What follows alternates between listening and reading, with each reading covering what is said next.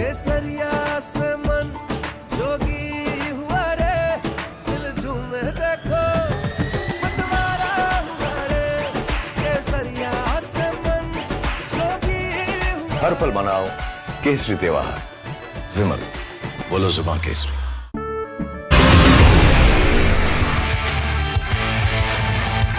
नमस्कार, आप देखना शुरू कर चुके हैं। ये खबर आपने देखी क्या?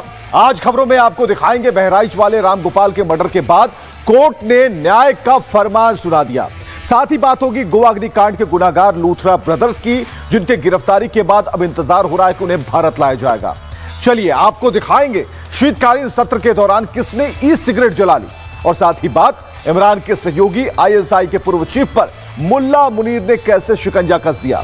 इसके अलावा बात होगी अमेरिका में ट्रंप के नए कार्ड की, जिसे गोल्डन कार्ड कहा जा रहा है, और आपको यह भी बताएंगे कि कैसे अमेरिका बलूचिस्तान की खदानों पर गिद्ध नजरें गड़ाए बैठा है और अपने राजदूत की एक्स्ट्रा ड्यूटी उसने लगा रखी है। तो आइए शुरू करते हैं और बात करते हैं कि यह खबर आपने देखी क्या। चलिए शुरुआत करते हैं। रामगोपाल मिश्रा हत्याकांड मामले में न्यायालय ने ऐतिहासिक फैसला सुना दिया। पीड़ित परिवारों की कोर्ट से न्याय की जो उम्मीदें थी वो रंग लाई। 13 महीने और 26 दिन सबूतों और गवाहों के बिना पर मुख्य आरोपी सरफराज को कोर्ट ने फांसी की सजा सुनाई। कुल 9 दोषियों को आजीवन कारावास की भी सजा मिली। आपको बताएं कि बहराइच जिले के महाराजगंज बाजार में दुर्गा पूजा के दौरान विसर्जन के दौरान 13 अक्टूबर 2024 को हिंसा हुई थी और रामगोपाल मिश्रा की हत्या की गई थी, लेकिन अब न्याय वाला फैसला आ चुका है।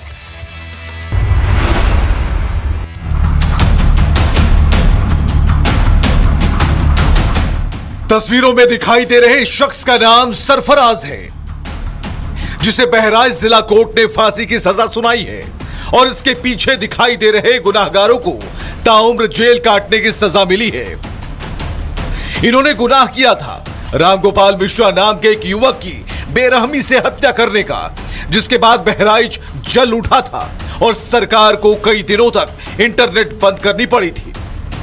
घटना 13 अक्टूबर 2024 की है, जिसमें मूर्ति विसर्जन यात्रा के दौरान महाराजगंज कस्बे में कुछ लोगों के द्वारा पथराव किया गया था, और घटना के दौरान रामगोपाल मिश्रा की निर्मम रूप से मां भारती के सपूत की हत्या की गई थी, जिसमें 13 लोगों को जो के खिलाफ आरोप पत्र न्यायालय द्वारा प्रेषित किया गया, और विचारण के उपरांत 10 लोगों को सिद्ध दोष किया गया, और आज सजा के बिंदु पर सुनवाई की गई न्यायालय को, जिसमें 9 लोगों को जो है आजीवन कारावास की सजा सुनाई गई और एक मुलजिम सरफराज उरेंको को मृत्युदंड की सजा सुनाई। बहराइच के महसी महाराजगंज में 13 अक्टूबर 2024 को दुर्गा पूजा के मूर्ति विसर्जन के दौरान हिंसा हुई और कट्टरपंथियों ने रामगोपाल मिश्रा की हत्या कर दी। मामले में 13 लोग आरोपी बनाए गए थे, जिनमें से सरफराज को कोर्ट ने सजाए मौत दी है। 9 को उम्र कैद की सजा मिली है, जबकि 3 आरोपी बरी कर दिए गए हैं।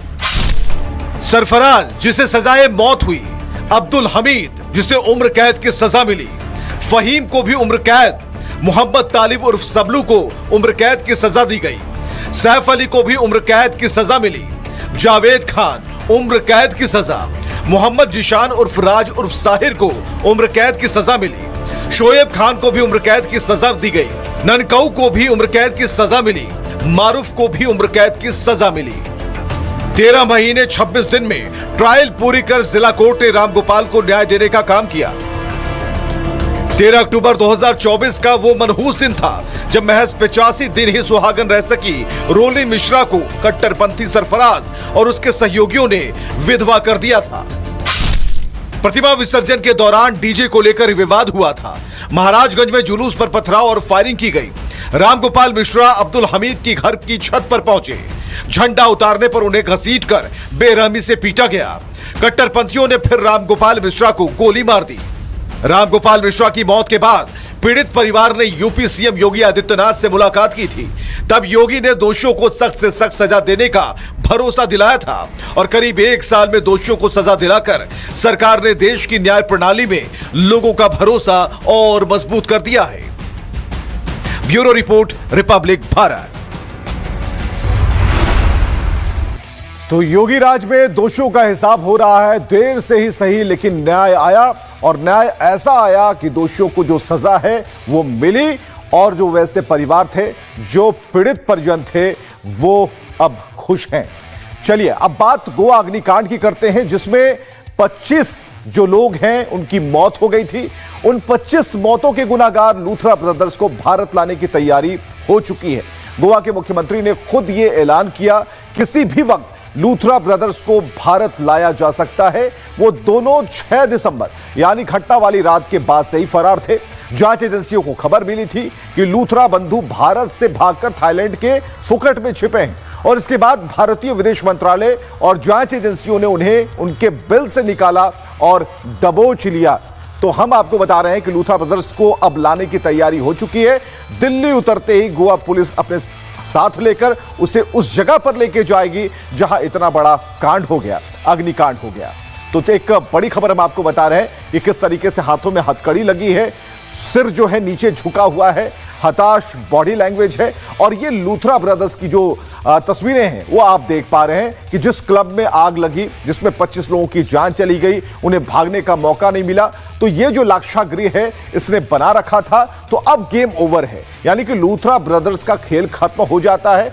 बहुत ही चूहे और बिल्ली का खेल खेला गया। जिस दिन घटना हुई ये बताया जा रहा है कि दिल्ली में ये लोग थे, वहां शादी समारोह में थे। इनका जो दोस्त था वो गोवा में मौजूद था। घटना के बाद से वो दिल्ली की फ्लाइट पकड़कर आता है और लूथरा ब्रदर्स जो है वो विदेश चले जाते हैं। ऐसे में इन्हें लगता है कि इन्हें कोई पकड़ने वाला नहीं है, लेकिन तस्वीरें ये बता रही हैं कि ये पकड़े गए हैं, होटल रूम से पकड़े गए हैं, दोनों के हाथ में हथकड़ी लगी हुई है और कुल मिलाकर अब इन्हें लाने की कोशिश की जा रही है। लेकिन इससे पहले क्या हुआ ये हम आपको बता रहे हैं। इससे पहले इनके दस्तावेजों की जांच हुई, पासपोर्ट की जांच हुई, संबंधित जो दस्तावेज इनके पास थे उसकी जांच हुई, यानी कि सारी प्रक्रियाओं के बाद अब जो है अब इन्हें भारत लाया जाएगा। एक रिपोर्ट आपको दिखाते हैं।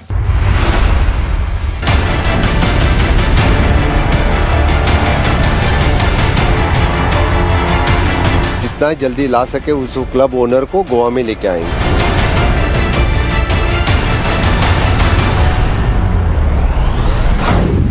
लूथरा ब्रदर्स का खेल खत्म। चूहे बिल्ली के खेल में हार गए लूथरा ब्रदर्स। बिल से निकालकर भारत लाने की तैयारी। हाथों में हथकड़ी, नीचे झुका सिर और हताश बॉडी लैंग्वेज। ये हैं लूथरा ब्रदर्स। गोवा के जिस क्लब में आग लगने से 25 लोगों की जान गई, उस क्लब के मालिक गौरव और सौरभ लूथरा का खेल खत्म हो गया। वो हादसे के बाद भारत से चोरी छिपे भाग गए थे। थाईलैंड के फुकेट में छिपे बैठे थे, लेकिन पकड़े गए। इंक्वायरी का रिपोर्ट आएगा तो फिर जिन्होंने लाइसेंस दिया है इनके ऊपर सख्त कार्रवाई की जाएगी। He will also booked under the same sections. Goa के सीएम प्रमोद सावंत ने रिपब्लिक भारत से साफ कर दिया कि गोवा अग्निकांड के आरोपी लूथरा ब्रदर्स बख्शे नहीं जाएंगे, उनका पूरा हिसाब होगा। मैं बस इतना अभी कहूंगा कि उनको जितना जल्दी ला सके उस क्लब ओनर को गोवा में लेके आएंगे। लूथरा बंधुओं ने बचने की खूब कोशिश की, चोरी छुपे पर फैलाकर थाईलैंड के फुकेट तक भाग गए, लेकिन भारतीय एजेंसियों की बाज जैसी नजरों से नहीं बच पाए। भारतीय विदेश मंत्रालय ने गोवा सरकार की अपील पर लूथरा ब्रदर्स का पासपोर्ट सस्पेंड कर दिया था। इससे हुआ यह कि वो चाहकर भी थाईलैंड से किसी दूसरे देश के लिए नहीं निकल पाए। हालांकि विदेश मंत्रालय की इन कोशिशों के बावजूद विपक्षी नेताओं ने सरकार पर सवाल उठाने बंद नहीं किए। बहुत साफ है, इंडिगो की फ्लाइट में चल नहीं रही। उस दिन इंडिगो की फ्लाइट चल गई, थाईलैंड वो सकुशल पहुंच गए। रात की घटना और रात ही में वो पहुंच गए। तो मैंने तो कहा है, दोहरा देता हूं कि मोदी सरकार को नोबेल पुरस्कार मिलना चाहिए घोषित अपराधियों को, भगोड़ों को भगाने में। विदेश मंत्रालय ने लूथरा ब्रदर्स पर थाईलैंड में भी शिकंजा कस दिया। लूथरा ब्रदर्स जिस थाईलैंड को अपना सेफ हाउस मानकर वहां गए थे, वहीं उन्हें डिटेन कर लिया गया। लूथरा ब्रदर्स ने आखिरी वक्त तक बचने के लिए खूब हाथ पैर मारे। उन दोनों ने पहले ही गिरफ्तारी से बचने के लिए दिल्ली की रोहिणी कोर्ट में अग्रिम जमानत की याचिका लगा दी, जो खारिज कर दी गई। इससे पहले थाईलैंड की पुलिस के सामने उन्होंने सुरक्षा की मांग भी उठाई थी, लेकिन वहां भी उनकी मांग ठुकरा दी गई। लूथरा ब्रदर्स पर मनी लॉन्ड्रिंग का शिकंजा कसना तय है, क्योंकि उन्होंने पैसों की हेराफेरी के लिए बड़े पैमाने पर शेल कंपनियों में लोगों से मोटा निवेश कराया। लूथरा बंधु एक दो नहीं बल्कि 42 कंपनियों के डायरेक्टर हैं। कुछ कंपनियों में सिर्फ उनका नाम होने का दावा किया गया और कुछ में वो पार्टनर के तौर पर शामिल हैं।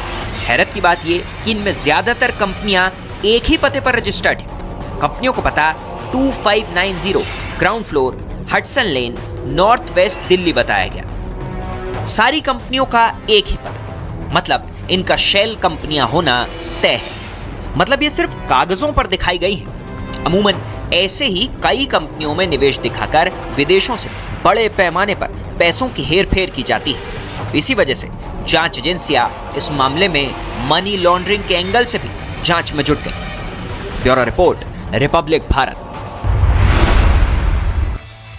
तो लूथरा ब्रदर्स का इंतजार हो रहा है और किसी भी वक्त इनकी फ्लाइट आ सकती है। सबसे बड़ा सवाल यह है कि आखिर इन्होंने भागने की क्यों सोची, और जब भाग निकले तो फिर वहीं से इन्होंने अग्रिम जमानत की याचिका दायर कर दी। सवाल इस बात को लेकर है कि अब न्याय पूरा होगा। चलिए अब आगे बढ़ते हैं और अब बात करते हैं टीएमसी सांसद की, जिन्होंने संसद भवन में शीतकालीन सत्र के दौरान ई सिगरेट क्या पिया। बवाल मच गया। बीजेपी से अनुराग ठाकुर ने बीच सदन में इशारा करते हुए सभापति को बताया, एक सांसद हैं जो सत्र के दौरान नियम कायदे कानून को ताक पर रखकर ई सिगरेट के कष्ट लगा रहे हैं, और इस दौरान सभापति ने लिखित शिकायत पर कार्रवाई करने की बात भी उन्होंने कही है। रिपोर्ट आपको दिखा रहे हैं।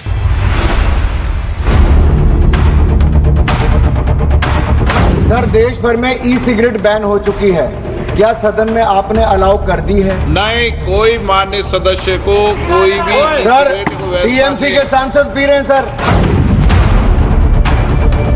अनुराग ठाकुर कोई गुरु ठाकुर नहीं है, वो बोलेंगे हम मान जाएंगे।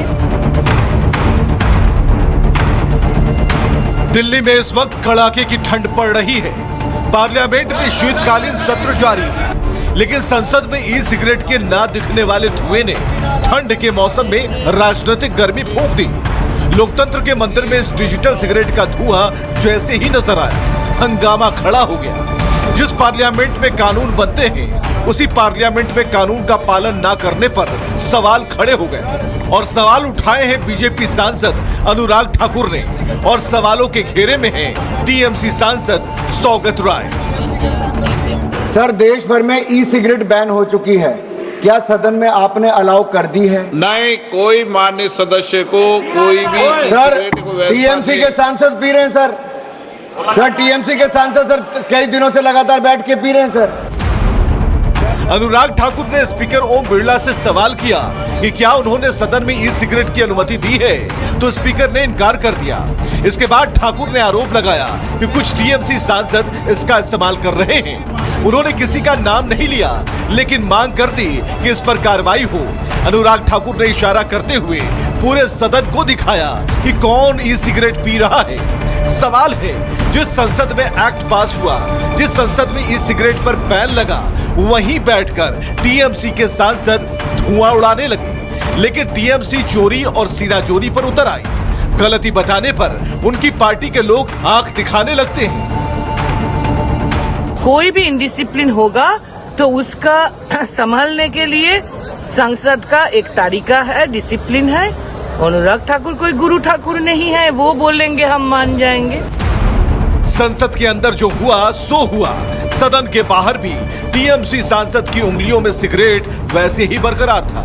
टीएमसी सांसद सौगत राय संसद के बाहर मकर द्वार पर सिगरेट का धुआं उड़ा रहे थे कि केंद्रीय मंत्री गिरिराज सिंह और गजेंद्र सिंह शेखावत उन्हें सदन की गरिमा और सांसद होने के नाते उन्हें उनका कर्तव्य समझा रहे थे।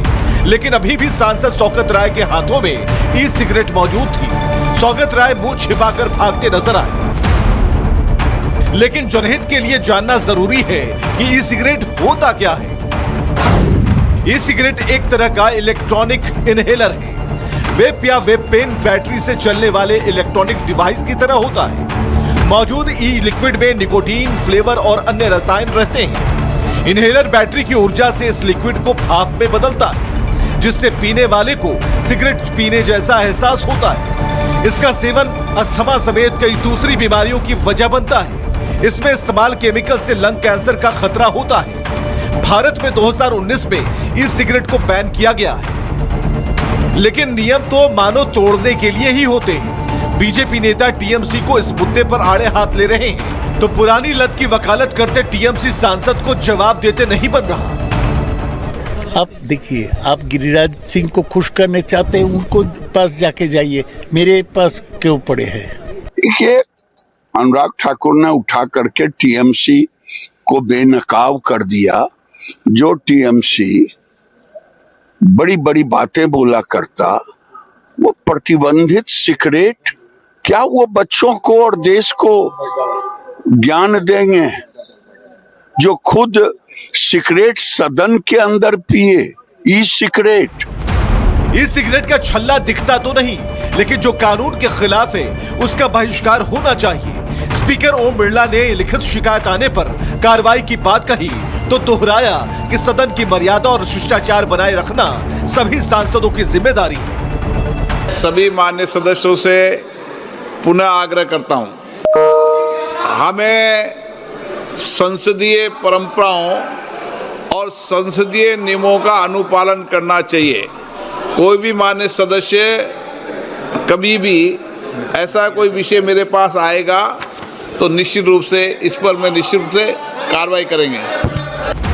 पहली बार ई सिगरेट पीने वालों पर 1 लाख रुपए जुर्माने के साथ 1 साल तक कैद या दोनों का प्रावधान है।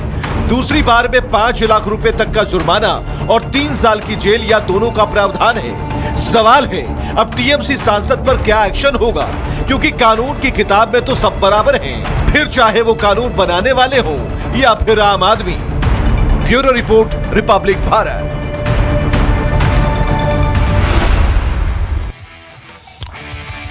चलिए बात करते हैं पाकिस्तान की। सारी दुनिया जानती है पाकिस्तान के बारे में। वहां पहली बार पाकिस्तान की रीढ़ की हड्डी मानी जाने वाली आईएसआई के एक चीफ को 14 साल की जेल की सजा सुना दी गई। सारी दुनिया जानती है कि पाकिस्तान की सरकार कठपुतली की तरह काम करती है, और ऐसी कठपुतली जिसका एक सिरा वहां की सेना के हाथ में होता है, दूसरा सिरा वहां की खुफिया एजेंसी आईएसआई के हाथ में होता है। लेकिन पाकिस्तान के सेना प्रमुख आसिम मुनीर ने आईएसआई के चीफ रहे फैज हमीद को ही जेल में ठूंस दिया। अब देखते हैं इस रिपोर्ट के जरिए इसके बाद क्या हुआ।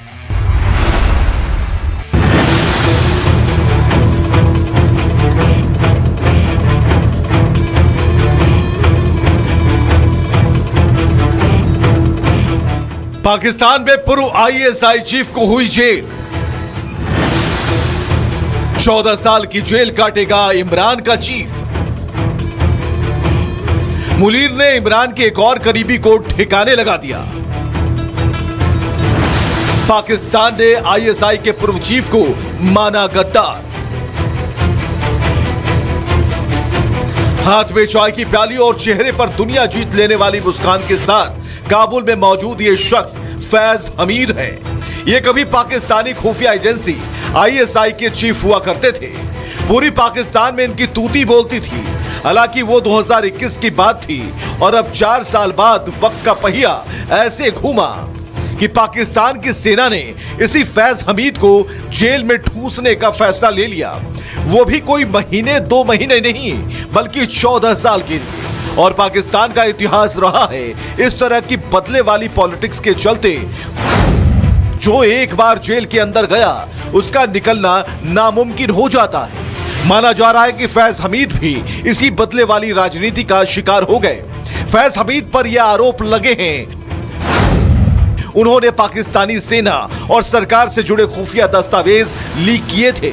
इसी वजह से उनके खिलाफ पाकिस्तान की सैन्य अदालत में 15 महीने लंबी सुनवाई चली और फिर उनका कोर्ट मार्शल कर दिया गया। पाकिस्तान के इतिहास में यह पहली बार हुआ है कि किसी आईएसआई चीफ को सजा सुनाई गई हो। इस बार आईएसआई के प्रमुख रहे फैज हमीद, जो कि लेफ्टिनेंट जनरल रैंक अधिकारी रिटायर हुए थे, उन्हें सैन्य अदालत ने 14 साल की कारावास की सजा सुनाई है। आपको बता दें कि पाकिस्तान में आईएसआई को बैकबोन माना जाता है, न सिर्फ पाकिस्तान के राजनीतिक दलों की बल्कि वहां से चल रहे आतंकी संगठनों की भी, क्योंकि उन्हें लगातार आईएसआई से पैसों की भी जरूरत होती है और खासतौर पर आईएसआई की डायरेक्शंस की आखिरकार किस देश में उन्हें कितने आतंकी हमले करने हैं।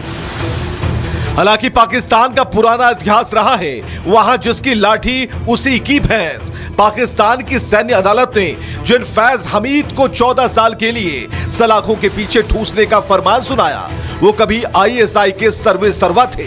उन्हें आईएसआई के चीफ के पद पर इमरान खान ने बिठाया था। फैज हमीद इमरान खान के बेहद करीबी माने जाते थे।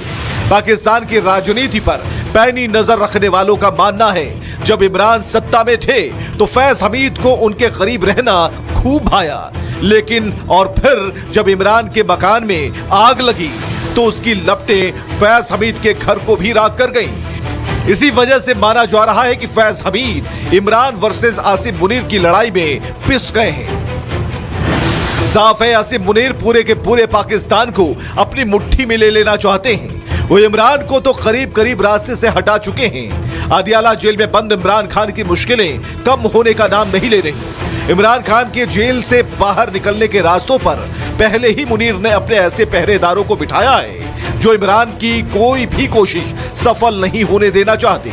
इमरान वहां उनके करीबी भी नहीं बख्शे जा रहे। एक एक कर मुल्ला मुनीर इमरान और उसके सहयोगियों को ऐसे हटाए जा रहे हैं जैसे चेस बोर्ड पर रखे मोहरे हों। Bureau report, Republic Bharat. तो फिलहाल पाकिस्तान में कुछ ऐसा ही चल रहा है। पाकिस्तान में चल रहा है कि जो भी इमरान के करीब होगा वो मुनीर का दुश्मन होगा, क्योंकि पूरी पोल पट्टी इमरान ने खोल रखी है और आमने सामने की ये लड़ाई है। यहां तक कि इमरान की बहनों को के साथ जैसा बर्ताव किया जा रहा है ये बिल्कुल भी जायज नहीं है, लेकिन मुनीर जो है अपना काम कर रहे हैं। इधर अमेरिका के राष्ट्रपति डोनाल्ड ट्रंप पाकिस्तानी मुल्ला मुनीर की जिस चापलूसी पर फिदा हो गए थे, अब उसका राज खुल गया है। पाकिस्तान ने अमेरिका को बलूचिस्तान के सभी खदान सौंप दिए। ट्रंप पर प्रशासन ने पाकिस्तान के अशांत बलूचिस्तान प्रांत में रेको डिक सोना तांबा खदान के लिए अमेरिकी एक्सपोर्ट इंपोर्ट बैंक से तकरीबन $1.25 अरब अमेरिकी डॉलर की रकम को मंजूरी दे दी।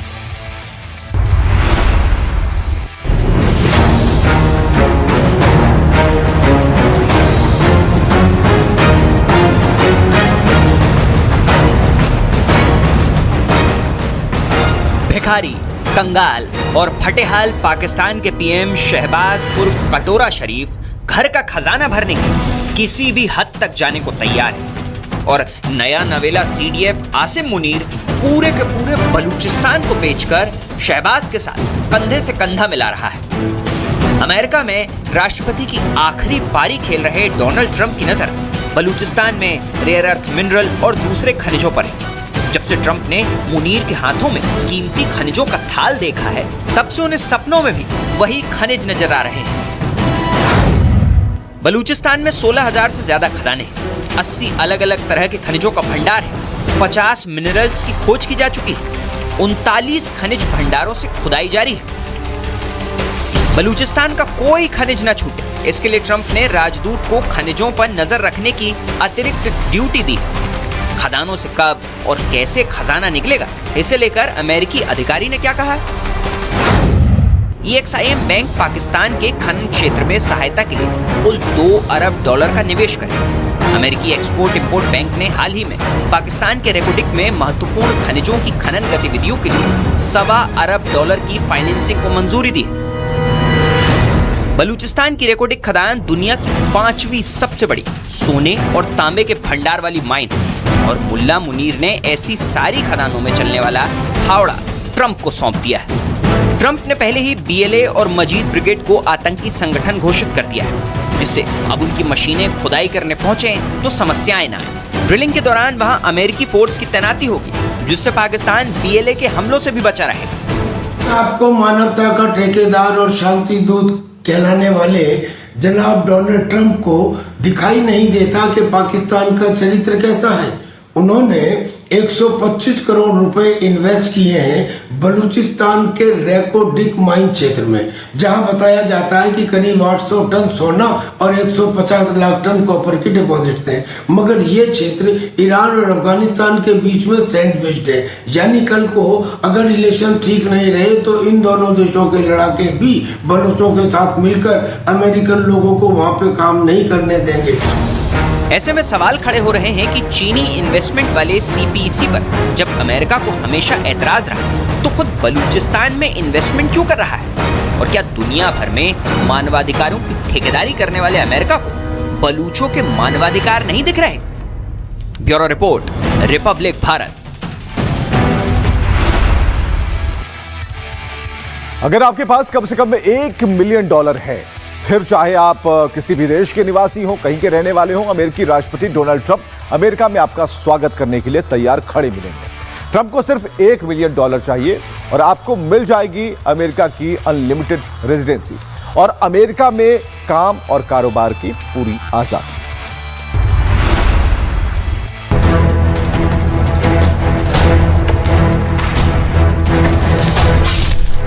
डॉलर दीजिए, अमेरिका की रेजिडेंसी लीजिए। ट्रंप बेच रहे हैं अमेरिका की रेजिडेंसी। $1 मिलियन से बोली हुई शुरू। बिजनेसमैन से अमेरिका के राष्ट्रपति बने डोनाल्ड ट्रंप को सपने में भी डॉलर ही नजर आता है। राष्ट्रपति बनते ही ट्रंप ने पहले तो चुन चुनकर विदेशियों को बाहर निकाला और फिर दुनिया भर के देशों में टैरिफ लगाया। अब $1 मिलियन लेकर अमेरिका की रेजिडेंसी बेची जा रही है। राष्ट्रपति ट्रंप ने अमेरिका की रेजिडेंसी के लिए ट्रंप गोल्ड कार्ड प्रोग्राम शुरू किया है। इसके लिए आवेदन प्रक्रिया शुरू कर दी गई है। इसकी कीमत $1 मिलियन यानी करीब 8.5 करोड़ से ज्यादा है और कंपनियों के लिए सीधे $2 मिलियन है। गोल्ड कार्ड के लॉन्च के दौरान ट्रंप ने कहा, हमारे लिए बहुत खुशी की बात है कि हमने ट्रंप गोल्ड कार्ड लॉन्च किया है। सारा पैसा यूनाइटेड स्टेट्स सरकार के पास जाएगा। दूसरी बात यह कि इससे सरकारी खजाने में अरबों डॉलर आएंगे। ट्रंप के इसी साल फरवरी में गोल्ड कार्ड वीजा प्रोग्राम शुरू करने का ऐलान किया था। उस वक्त इसकी कीमत $5 मिलियन रखी गई थी, लेकिन सितंबर तक आते आते ये घटकर $1 मिलियन हो गई।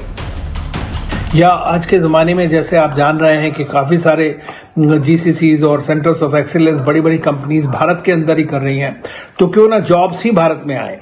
अगर हमें जाने की ज़रूरत नहीं है तो ये भी एक ऑप्शन अवेलेबल होगा। लेकिन मुझे नहीं लगता है कि ये गोल्डन वीज़ा जिस तरह से वो बोल रहे हैं, unless it is also included with the citizenship, तो बात दूसरी है, क्योंकि और दूसरे ऑप्शंस लोगों को अवेलेबल हैं। आइए जानते हैं क्या है Trump gold card. Gold card एक नया रेजिडेंसी प्रोग्राम है।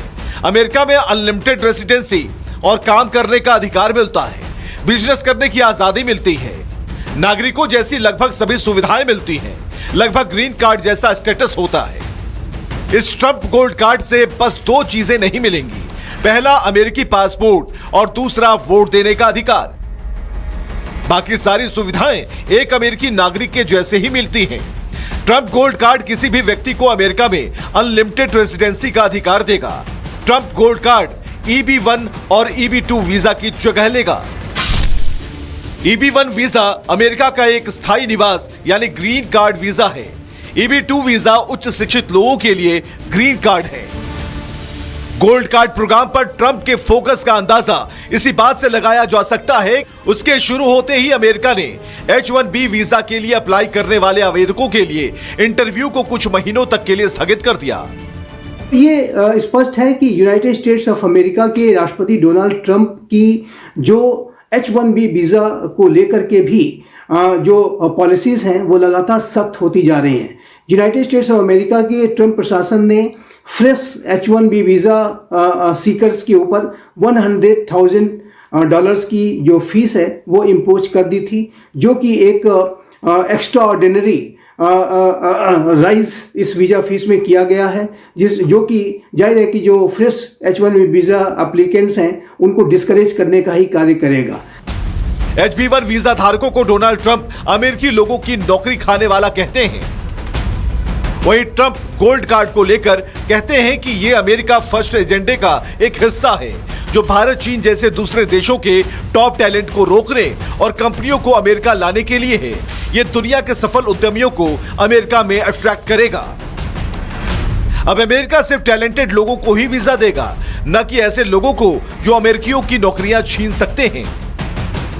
ट्रंप ने यह भी कहा कि इस रकम का इस्तेमाल टैक्स को घटाने और सरकारी कर्ज चुकाने में किया जाएगा।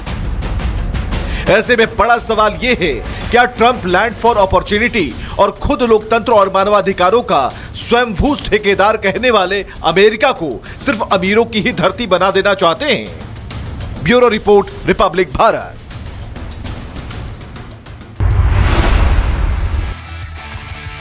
और एक बड़ी खबर है, नए यूपी बीजेपी अध्यक्ष पर सूत्रों के हवाले से एक बड़ी खबर हम आपको बताने जा रहे हैं। 16 दिसंबर से पहले नया अध्यक्ष मिल सकता है। भूपेंद्र चौधरी को फिर से अध्यक्ष की जिम्मेदारी नहीं मिलने वाली, जैसा कि सूत्र बता रहे हैं। 13 दिसंबर को प्रदेश अध्यक्ष के लिए नामांकन संभव है।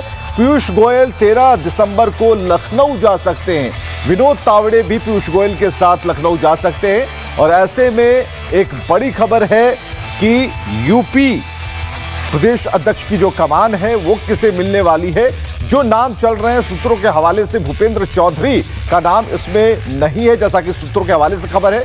13 दिसंबर को प्रदेश अध्यक्ष के लिए नामांकन संभव है और पीयूष गोयल 13 दिसंबर को लखनऊ जाएंगे और उनके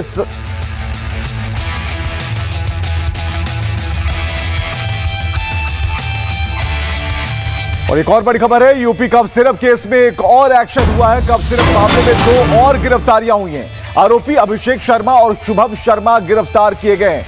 तो कफ सिरप मामले में लगातार शिकंजा कसता जा रहा और ऐसे में 2 और गिरफ्तारियां हुई हैं, जिसमें शुभम जायसवाल, तस्वीरें आप देख पा रहे हैं, और एक और व्यक्ति की गिरफ्तारी हुई है। कुल मिलाकर उन रैकेट पर छापेमारी की जा रही है, उन ठिकानों पर छापेमारी की जा रही है, उन मेडिकल स्टोर पर छापेमारी की जा रही है। और ऐसे में एक बड़ा नेटवर्क इसके पीछे नजर आ रहा है। आरोपी अभिषेक शर्मा और शुभम शर्मा गिरफ्तार कर लिए गए हैं, अरेस्ट कर लिए गए हैं।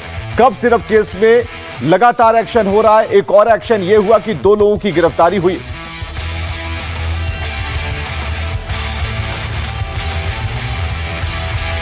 और एक और खबर है कि यूक्रेन पर हमले जारी रखेगी रूस की सेना। एक बड़ी खबर, यूक्रेन पर हमले जारी रखेगी रूस की सेना। रूस के राष्ट्रपति व्लादिमीर पुतिन ने ऐलान कर दिया है। रूस की आर्मी को जंग जारी रखने को कहा है व्लादिमीर पुतिन ने।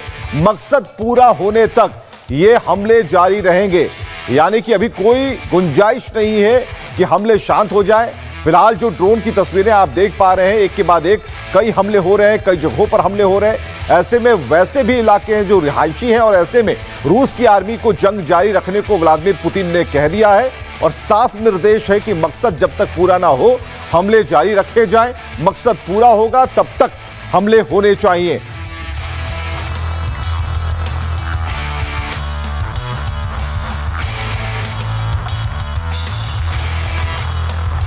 तो चलिए यहां रुकेंगे एक छोटे से ब्रेक के लिए, लेकिन ब्रेक के उस पार भी कई खबरें इंतजार कर रही हैं।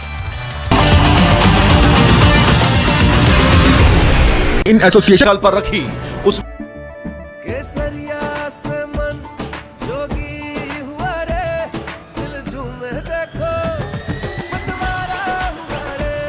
केसरिया से मन जोगी हुआ। हर पल मनाओ केसरी त्योहार। विमल, बोलो जुबान केसरी। केसरिया से